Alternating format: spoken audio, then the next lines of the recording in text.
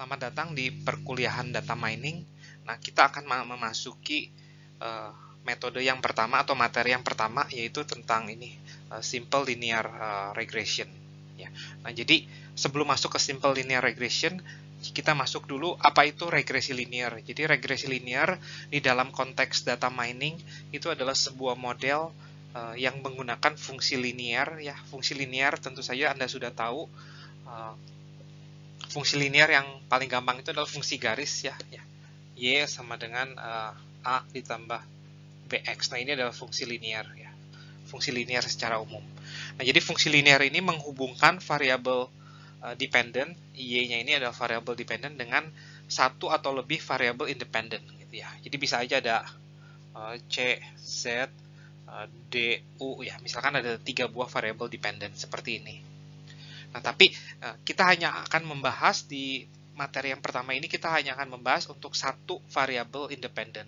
Karena kita cuma punya satu variabel independen, makanya kita sebut ini adalah simple linear regression. Nah, karena kita cuma punya satu variabel independen dan satu variabel dependen, maka langkah pertama sebelum membuat model linear regression itu adalah kita bisa melakukan apa yang disebut dengan scatter plot, dan yang kedua gitu kita bisa menghitung korelasinya ya, atau sampel korelasinya, atau sering disebut juga dengan Pearson correlation. Nah, ini saya punya adalah beberapa contoh atau 3 buah contoh scatter plot ya. Nah, antara X dengan Y. Nah, pada scatter plot yang pertama, kita bisa melihat bahwa ada hubungan positif antara variabel independen X dengan variabel dependent Y ya. Karena semakin besar X di sini terlihat Y-nya juga semakin membesar. Nah, untuk scatter plot yang kedua, nah, di sini juga kita bisa melihat bahwa ada hubungan negatif antara X dengan Y. Jadi ketika X semakin membesar, ternyata Y-nya itu terlihat semakin mengecil. Nah, yang terakhir yang di sini kita bisa melihat bahwa ada hubungan non-linear antara X dengan Y. Ya, jadi dari scatter plot sebenarnya kita bisa langsung melihat apakah ada hubungan antara variabel independen dan variabel dependent, dan kemudian kita bisa melihat hubungannya itu adalah hubungan linear atau non-linear gitu ya. Setelah kita tahu hubungannya itu linear, kita bisa mencari tahu juga apakah hubungannya itu positif atau negatif ya. Itu yang mesti kita tahu sih pertama-tama. Dan itu bisa kelihatan cukup jelas biasanya di melalui scatter plot. Namun kadang-kadang tidak cukup jelas juga sih. Kadang-kadang kita tidak tahu sih ini tuh hubungannya linear atau non-linear ya. Setelah kita tahu bahwa X dan Y itu punya hubungan linear, nah kita bisa mengukur seberapa kuat ya, seberapa negatif atau seberapa positif hubungan linear antara X dengan Y ya. Ya, jadi di sini Pearson correlation atau Pearson sample correlation itu adalah tujuannya itu adalah yaitu untuk mengukur seberapa kuat hubungan linear antara variabel X dengan variabel Y. Ya, di sini formulanya adalah ini seperti yang ada ditulis di layar, di mana XI dan YI itu adalah data, ya, X bar dan Y bar itu adalah rata-rata ya, rata-rata sampel, dan SX itu adalah sampel standar deviasi dari variabel X, yaitu adalah 1/n-1, I-nya jalan dari 1 sampai N kuadrat ya, ini diakarin. Dan SY juga sama ya, tinggal kita ganti semua dengan Y.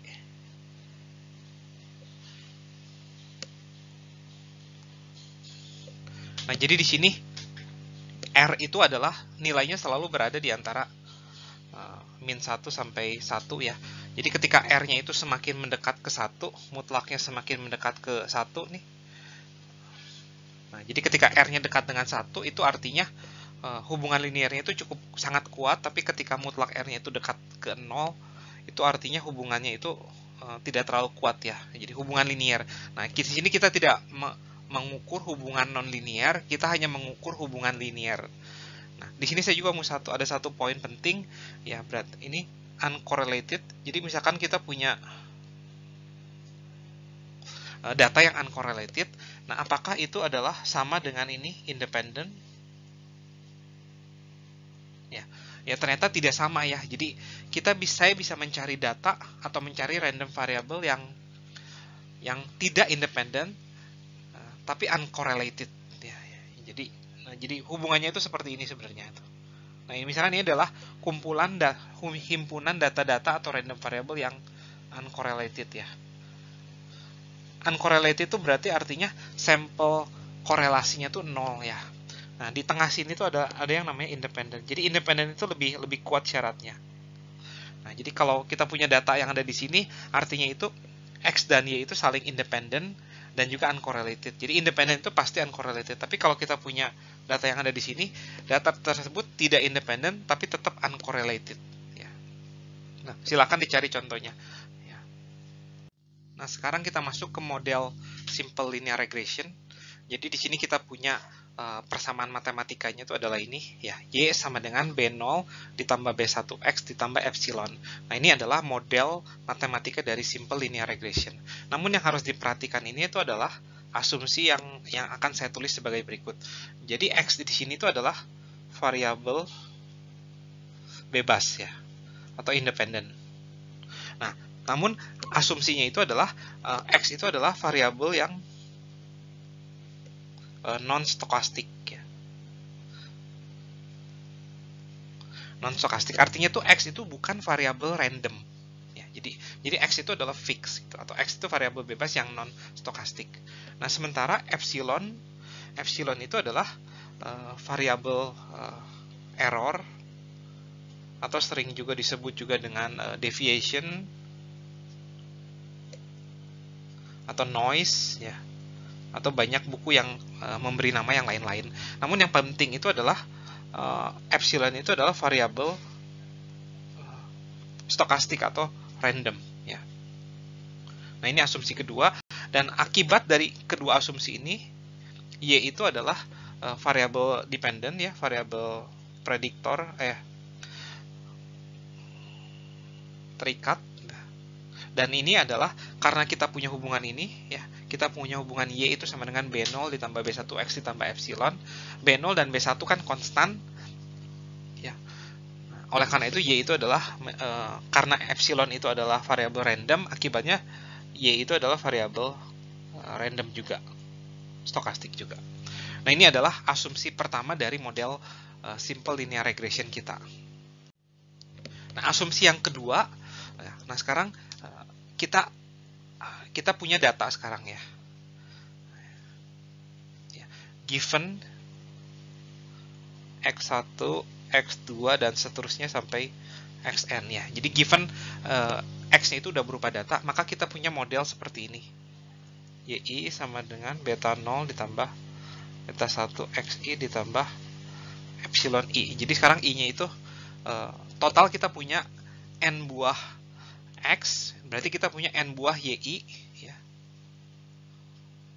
dan N buah epsilon I ya. Dan masing-masing dari itu adalah, jadi epsilon I itu adalah karena epsilon itu adalah variabel random, maka epsilon I juga adalah random variable yang diasumsikan ini ya, IID ya, atau identik. Jadi variabel random yang identik dan independen ya, dan punya asumsi ini ya, minnya 0 dan variansinya adalah nggak ada ini ya, sorry,